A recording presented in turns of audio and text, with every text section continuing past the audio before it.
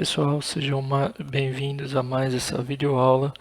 Hoje vamos abordar um assunto bem abrangente e polêmico no sentido teológico, que mais na frente vocês vão entender o que eu estou falando. Vamos começar falando inicialmente da sequência Fibonacci ou da sucessão Fibonacci, tá?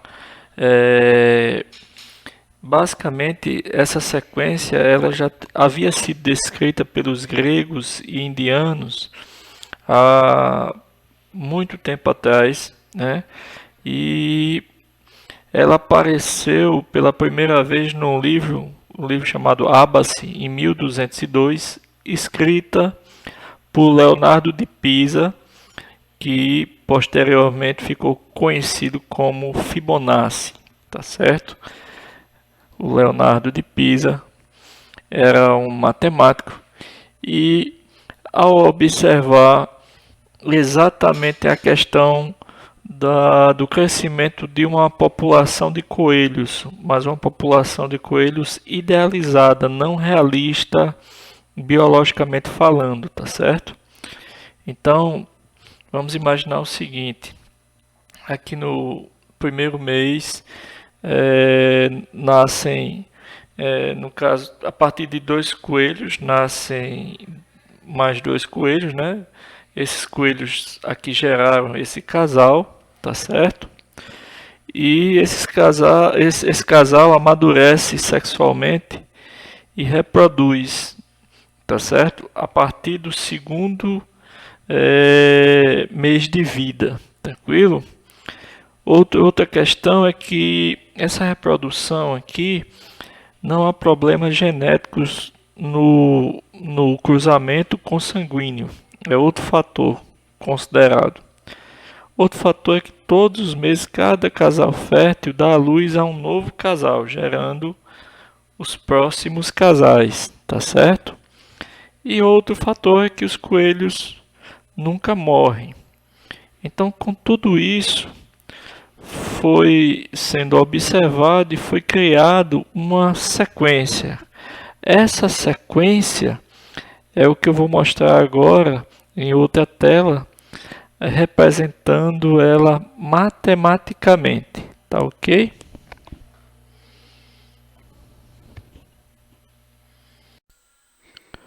Então vamos aplicar agora o conceito da fórmula que faz com que a sequência Fibonacci seja comprovada, ok?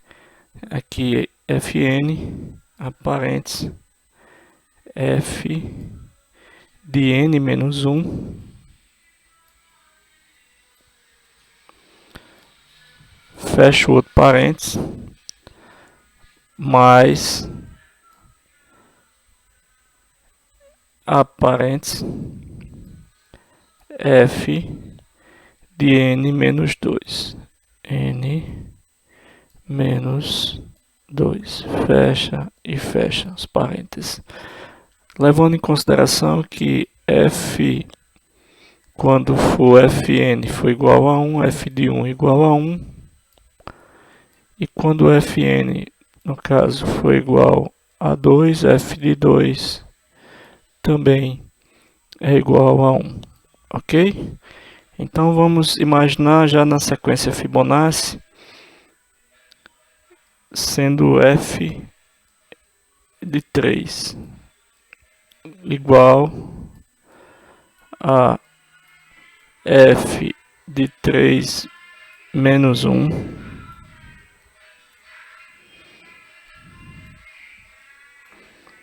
mais f de 3 menos 2, f de 3 vai ser igual, aqui vai dar f de 2 mais f de 1, concorda? 3 menos 1, 2, 3 menos 2, 1. Então f de 3 é a mesma coisa que f de 2. Quem é f de 2? F de 2 é 1. e f de 1 é 1. Então f de 3 é igual a 2. Isso representa que, na verdade, a sequência Fibonacci ela começa assim, ó, com 0, 0, 1, 1.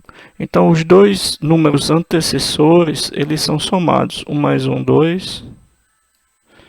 1 mais 2, 3. 2 mais 3, 5. 3 mais 5, 8. 8 e 5,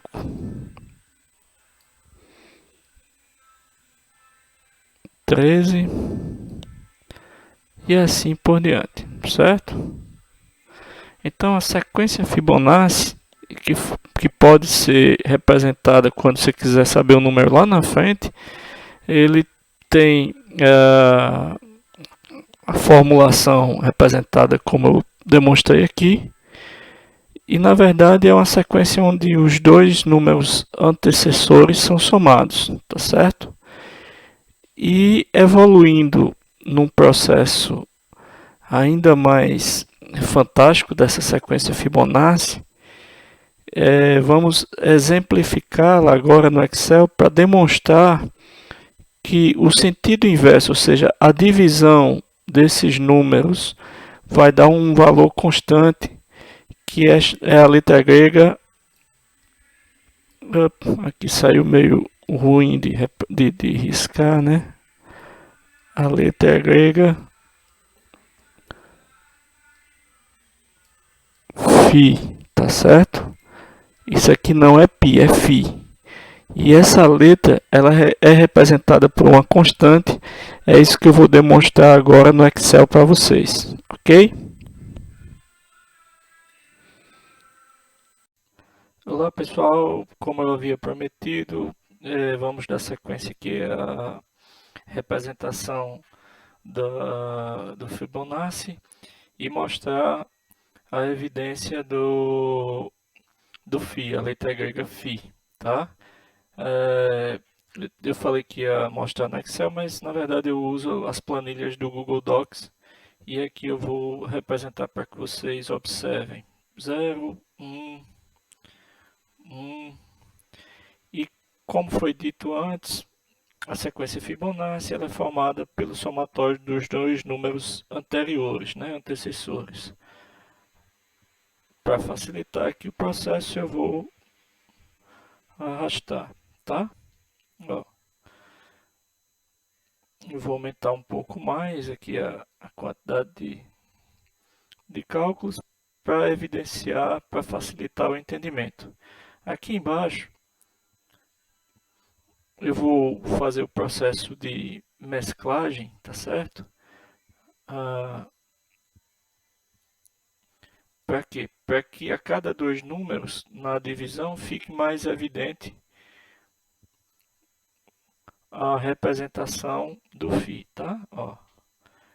Lembra que a gente tinha falado para vocês exatamente isso, que o Φ, o Fibonacci já foi explicado, né? E a letra grega Φ, ela é uma constante que aparece a partir da divisão desses números da sequência Fibonacci, ok? Então, vamos mostrar aqui igual, né? Vou fazer a divisão aqui, um número pelo outro, ok? 1,68 e assim por diante. Tá, eu vou arrastar. Pronto. E aqui está a questão. Vou diminuir, aqui eu tenho aumentar e diminuir casas decimais. Vou diminuir as casas decimais, tá? Para ficar apenas 3 casas após a vírgula. Observe que à medida que inicia, aqui lógico porque tem a divisão de zero, o φ ele não é tão evidente, mas quando tende a aumentar para valores maiores, né, no caso, e rumo ao infinito, aí você tem a evidência. Porque na verdade nós vamos ver que através da representação gráfica de uma espiral, ele parte do princípio, né, do zero, e vai tendendo ao infinito. e por isso que nos valores iniciais o φ ele vai se montando e a partir daqui, ó, você já vê que ele vai constante rumo ao infinito. A letra grega φ ela tem várias particularidades e agora eu vou passar para mostrar a vocês através de imagens e falar um pouco dela na sua aplicação como um todo, tá certo?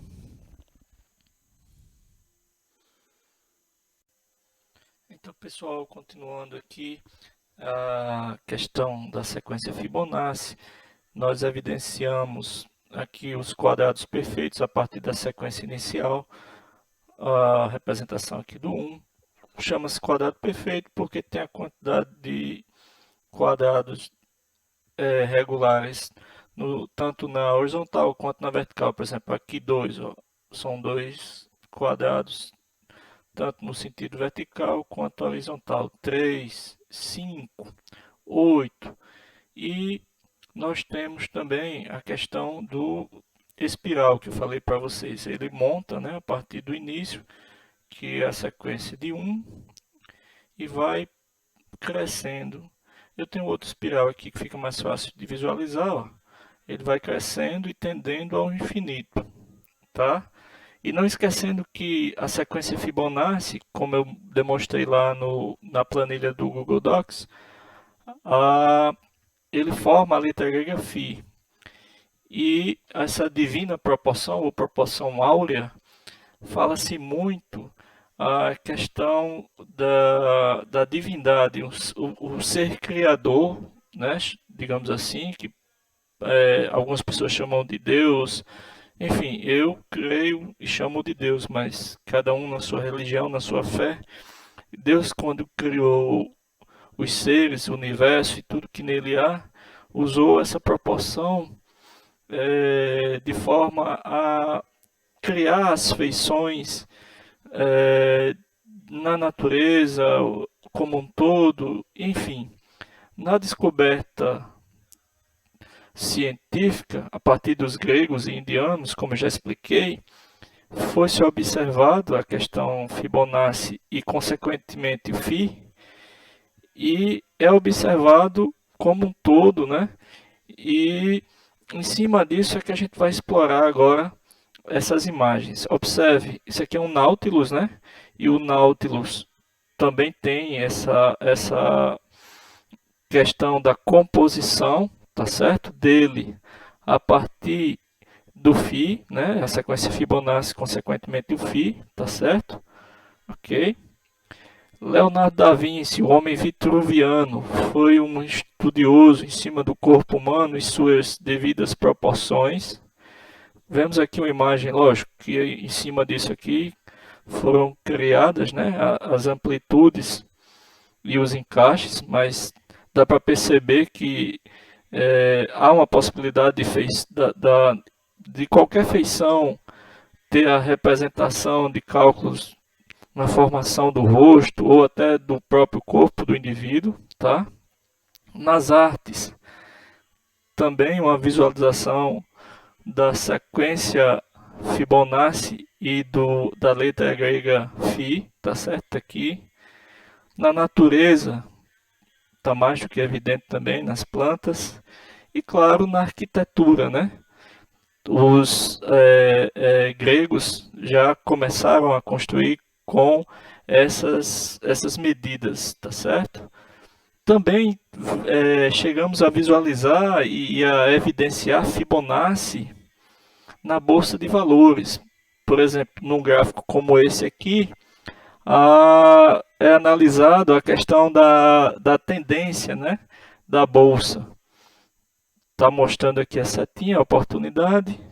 Evidenciamos também a sequência Fibonacci em comparação direta com o triângulo de Pascal e assim por diante. Então, pessoal, eu queria finalizar mostrando a vocês que a matemática ela tem curiosidades diversas e está concatenada com todas as outras ciências e podemos ver matemática literalmente em tudo. tudo é matemática e tudo está na matemática e com a matemática, tá certo? Então aquelas pessoas que porventura têm alguma aversão a matemática, eu não gosto de matemática, tenta se aprofundar um pouco mais sobre essas curiosidades que você vai conseguir ver e enxergar a matemática de outra forma. E aquelas pessoas que dizem que a ciência e a religião não se misturam, eu não concordo 100% com isso, tá? É tanto que numa evidência numérica como essa, é impossível dizer que um ser criador não existe e que esses números não são ao acaso, tá certo? Então, vamos encerrando mais essa videoaula e até a próxima, se Deus assim quiser.